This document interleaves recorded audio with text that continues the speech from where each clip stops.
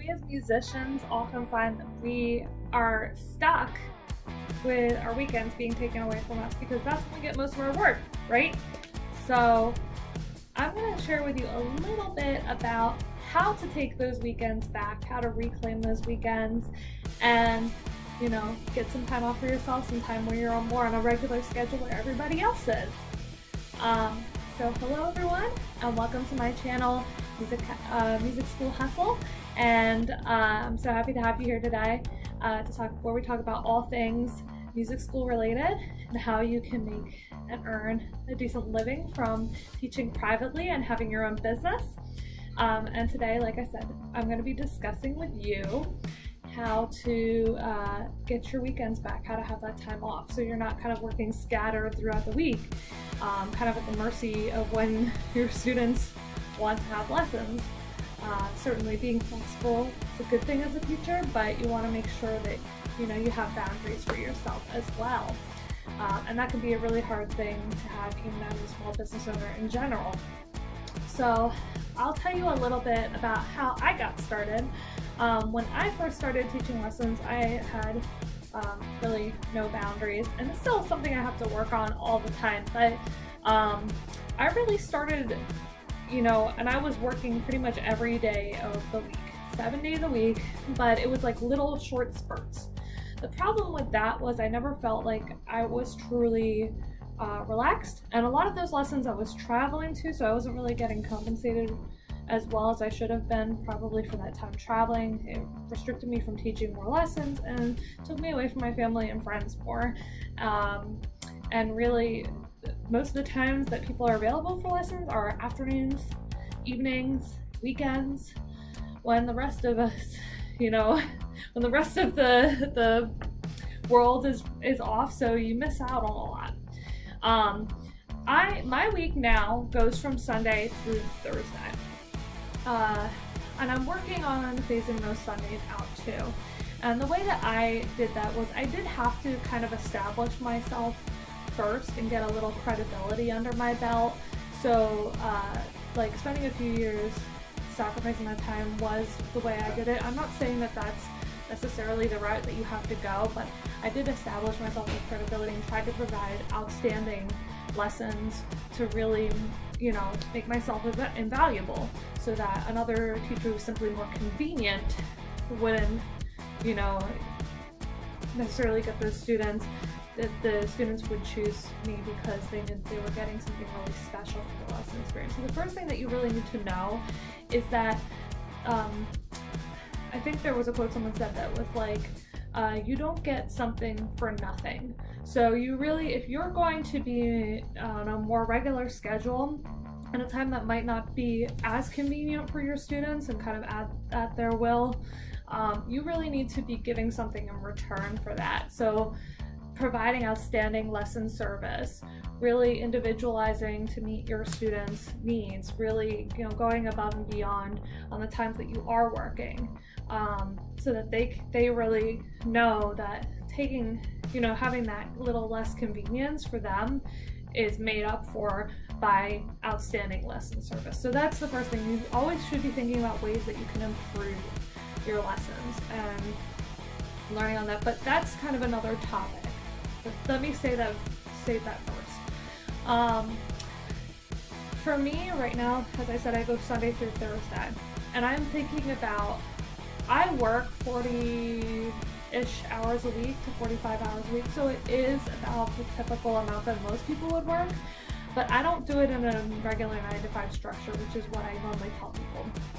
I work from 1 to 9:30 most weekdays, so Monday through Thursday, and then on Sundays, now I'm not saying that you have to do this, is kind of ambitious, I work from 8 o'clock in the morning to 9:30 at night.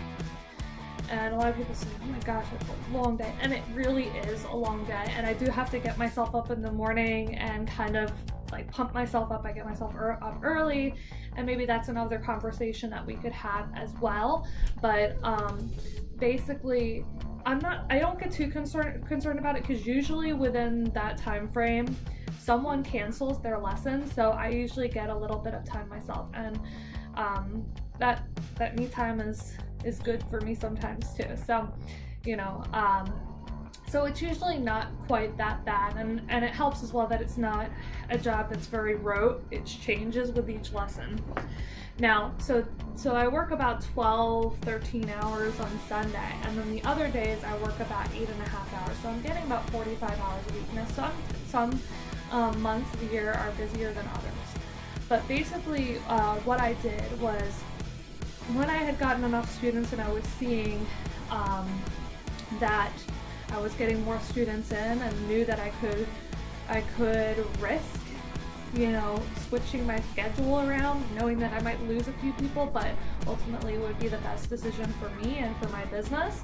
I offered times up to my current students and allowed them to sign up for times so it can be convenient. The other thing as well, as I mentioned in my other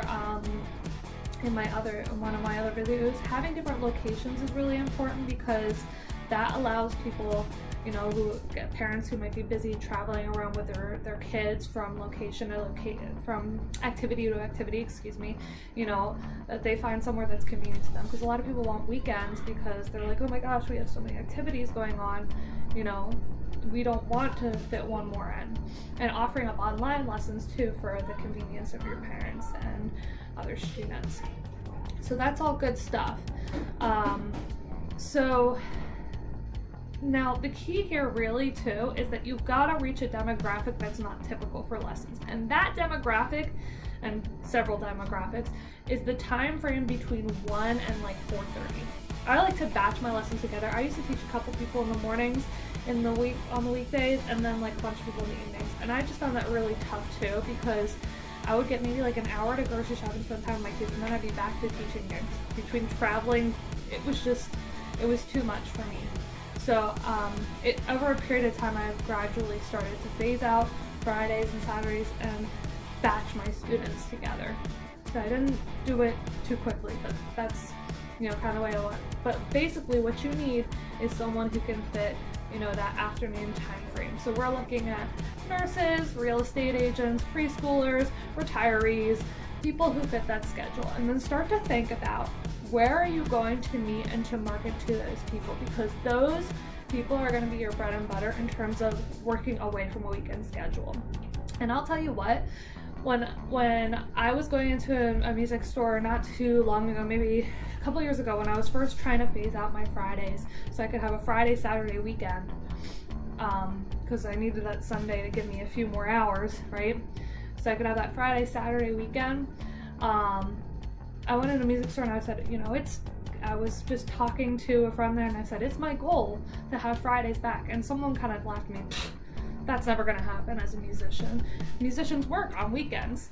Well, it doesn't have to be that case. You know, you have a goal, you have an idea in mind, you can get there. But as I said, you can't give nothing for getting something back. So you have to give something of equal value. That means raising your standards with your lessons.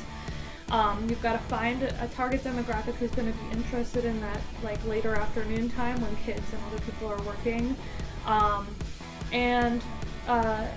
As I stated, you know, there is a little bit of a risk involved. So sitting your students down and talking to them and saying, you know, this is what's going to be happening. Maybe you offer a discount for them moving, or I usually like to offer a free lesson for them shifting times for that inconvenience. And as I said as well, giving different locations. So it can be done. It's not something I would rip off the Band-Aid and do all at one time, but I would start to phase it in. I would make sure you have a nice little buffer of new people in who are waiting for times, and then once you kind of reach that threshold, start to phase those weekend hours back out and claim your weekends back. All right, I hope that this was helpful. Oh my gosh, I'm tripping on my words today. I hope that this was helpful, and that you get to enjoy some newfound freedom while increasing your business. And I look forward to seeing you all next week. So check out my videos, Music School Hustle, to get more tips and tricks on how to improve your music lessons business. And have a great day, guys. Bye.